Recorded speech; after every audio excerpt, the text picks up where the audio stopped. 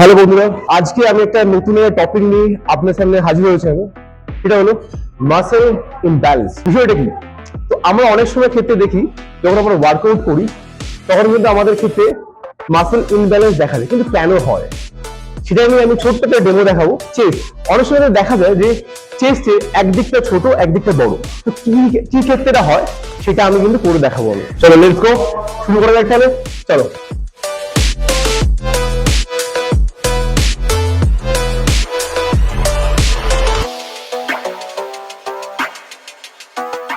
যে ওয়ার্কআউটটা আমি করলাম এই সবে হচ্ছে বারবেল চেস্ট প্রেস। তো এটার ক্ষেত্রে অনেক হিউজ মাসেল মাস ডেভেলপমেন্ট হবে, কিন্তু যদি আমরা সিমেট্রিক্যাল ডেভেলপমেন্ট করতে চাই তাহলে আমাদেরকে ডাম্বেল ইউজ করতে হবে। কেন?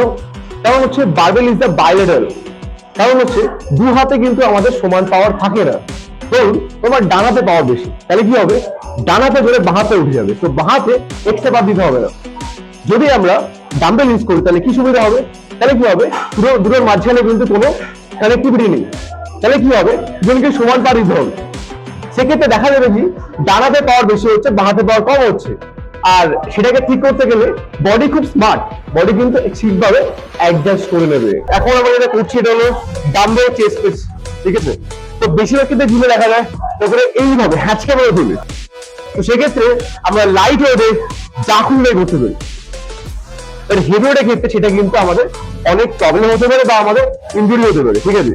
তো সেক্ষেত্রে রাইট পশ্চাৎ কি, প্রথমে আমরা ডাম্বেলটাকে দেখতে পাচ্ছি এখানে আমি থাই করে রাখলাম। এবার আমি কি করবো? 1 এবং 2 মাধ্যমে এই তুলবো, 1 and 2। এখানেও নিয়ম আছে, অনেকের ক্ষেত্রে কি করে যে এইভাবে টাচ করে দেয় না, যখন তুলছি পুরো স্টেপ তুলবো।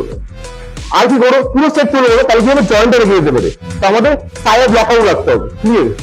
আবার অনেক ক্ষেত্রে কি করে যে এবার নামিয়ে দেয় না, আমার এলবোটাকে যখন আমরা সাইডে মুভ করবো তখন দেখবে ডাম্বেল ইজিলি চেস্টের কাছে চলে আসছে, তখন আপ ওভাবে করবো অ্যান্ড দেন রাখবোই হবে।